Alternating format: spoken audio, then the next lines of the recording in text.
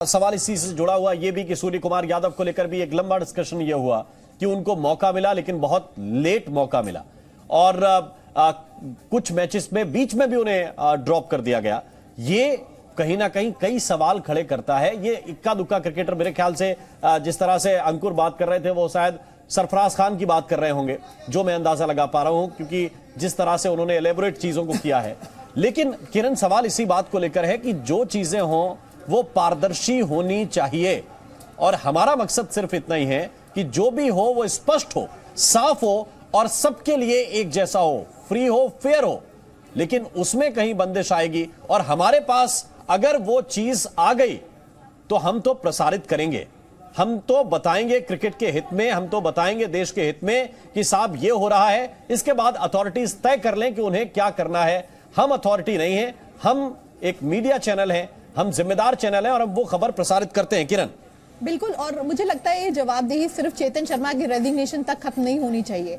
यहाँ अब बीसीसीआई को वो सारे रूल्स और रेगुलेशन जो कि टीम इंडिया के फिटनेस खिलाड़ियों के की प्लेयर्स के, जो आपके वर्ल्ड कप के की प्लेयर्स हैं, जो आपने बताया कि किस तरीके से आपने 20 खिलाड़ी जो है मार्क कर रखे हैं जो आपके लिए की प्लेयर्स है, क्या उनकी फिटनेस उस तरीके से जांची जा रही है? क्या रेगुलर वो फॉलोअप्स होंगे?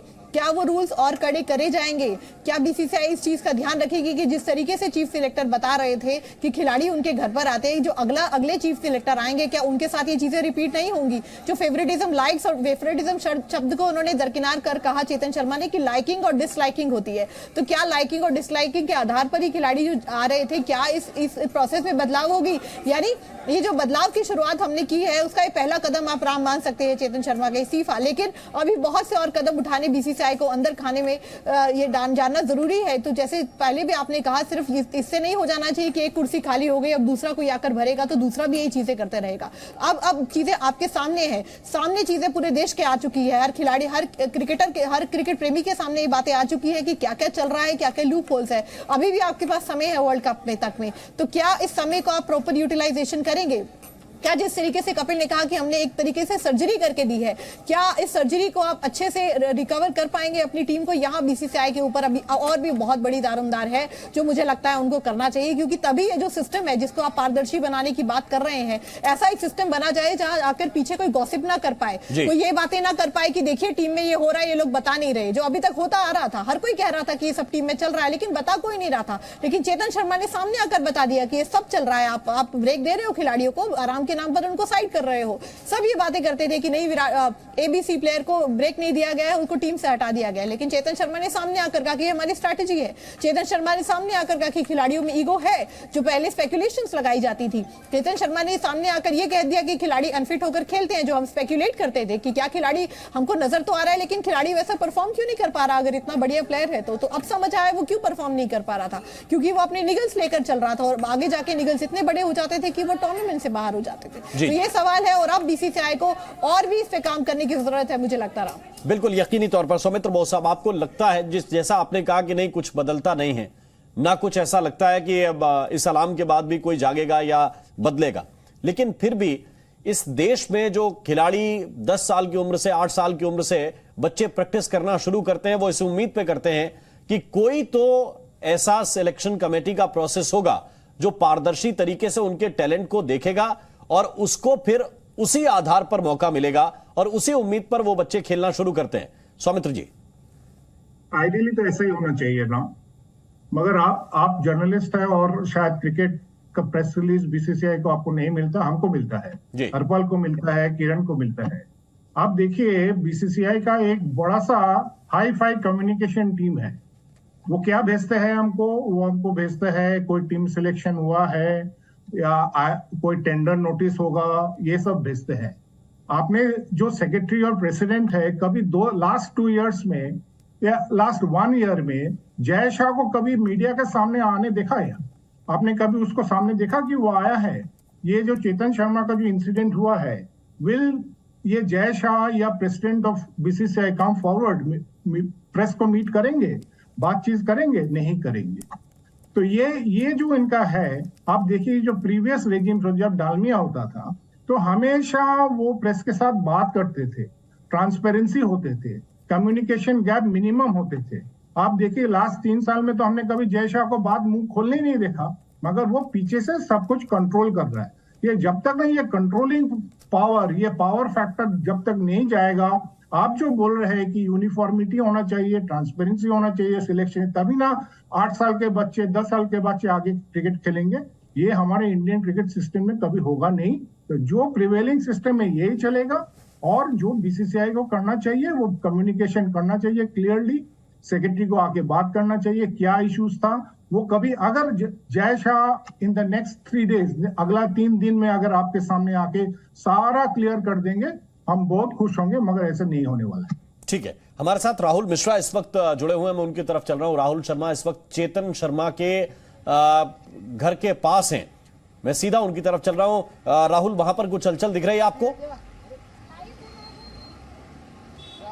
नहीं, देखिए, क्योंकि मैं जो इनका मेहरौली में अपार्टमेंट है वहीं पर मैं हूं मैं, और अभी क्योंकि मैं आपको बता दूं कि दरवाज़ा, यदि आपको, मैं कैमरामैन से ज़रूर कहूँगा कि जो गेट है, मैं जैसे ही आया तो उस समय गेट ज़रूर खुला हुआ था, और उसके बाद इस गेट को बंद अभी फिलहाल कर दिया गया है। सेकेंड फ्लोर पे क्योंकि चेतन शर्मा यहाँ पर रहते हैं, और मैं कैमरामैन से जरूर यह भी कहूँगा कि जो नेम प्लेट लगा हुआ है सामने में, नेम प्लेट वहाँ पर है, और कोशिश हम लोग की जरूर रहेगी कि एक बार उनका वक्तव्य जरूर लिया जाए कि आखिर में क्या कहना है उनका, क्योंकि अब तो इस्तीफा उन्होंने हालांकि दे दिया है, लेकिन क्या अभी भी उनका क्या कहना है। स्टिंग में जिस तरीके की उनकी बातें सामने आई थी, जिस तरीके का खुलासा हमारे चैनल ने किया था, उस पर अब उनका क्या कहना है। लेकिन अभी यदि फिलहाल कहा जाए तो अभी दरवाज़ा जरूर ये बंद है, इंतज़ार जरूर है। मैं नॉक करके एक बार कोशिश जरूर करूँगा कि चेतन शर्मा यहाँ पर आकर के और ज़रूर अपना वक्तव्य दें और बोलने की कोशिश उनसे,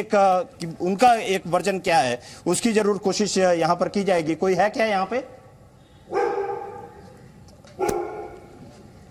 मैं एक बार कोशिश जरूर करता हूँ कि चेतन शर्मा जी से बात हो सके और उनसे जानकारी मिल सके कि आखिर में, लेकिन चूंकि चारों तरफ तो वापस राहुल के पास हम चलेंगे, लेकिन अभी चेतन शर्मा के घर पर कोई है या नहीं है इसकी पुष्टि नहीं हो सकी है।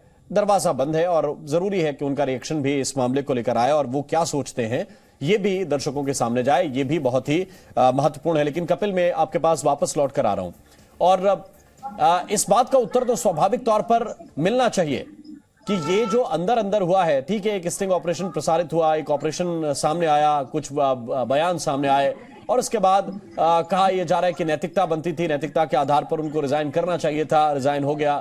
बेदी साहब कह रहे हैं कि नहीं, बीसीसीआई ने कहा है कि आपको रिजाइन करना पड़ेगा क्योंकि कोई नहीं चाहता कि वो इतना पद या ये कहिए कि इतना पैसा छोड़ दे, तो बीसीसीआई के कहने पर इस्तीफा हुआ। लेकिन क्लैरिटी तो होनी चाहिए, ये बीसीसीआई को बताना चाहिए कि नहीं, जो बातें कही गई थी उन पर भी काम होगा, सिर्फ रिजाइन पर काम नहीं होगा।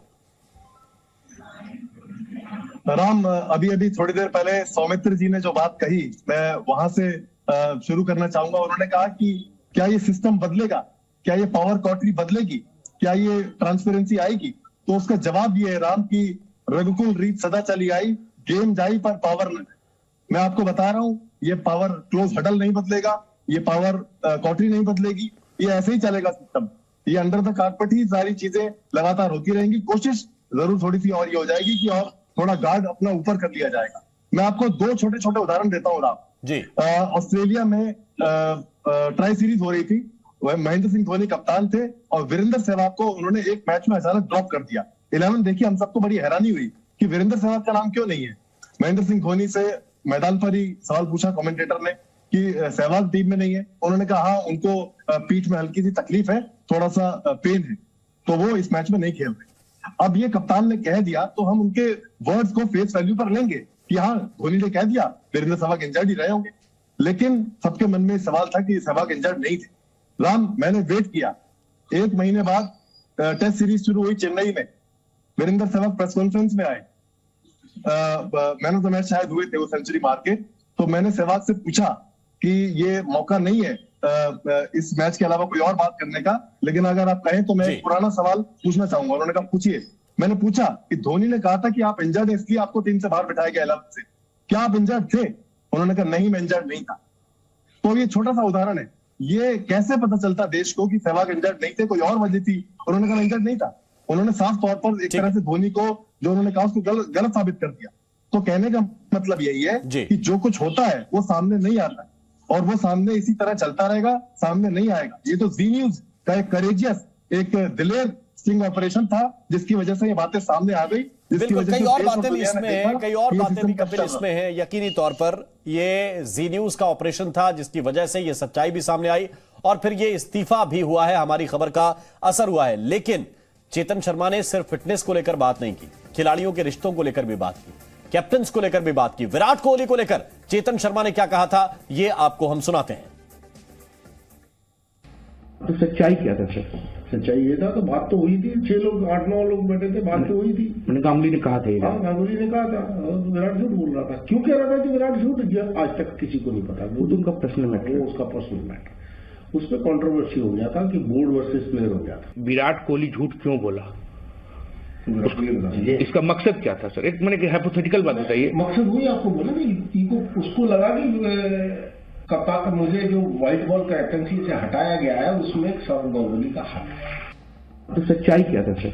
सच्चाई ये था, तो बात तो हुई थी, 6 लोग 8-9 लोग बैठे थे, बात तो हुई थी। मैंने गांगुली ने कहा था, हाँ गांगुली ने कहा था, विराट झूठ बोल रहा था। क्यों कह रहा था कि विराट झूठ किया, आज तक किसी को नहीं पता। वो तो उनका पर्सनल मैटर, वो उसका पर्सनल मैटर। उस पर कंट्रोवर्सी हो गया था कि बोर्ड वर्सेस प्लेयर हो गया था। विराट कोहली झूठ क्यों बोला, इसका मकसद क्या था सर? एक मैंने हाइपोथेटिकल बात बताइए। मकसद वही आपको बोला कि उसको लगा कि कप्तान मुझे जो व्हाइट बॉल कैप्टनसी से हटाया गया है उसमें सौरव गांगुली का हाथ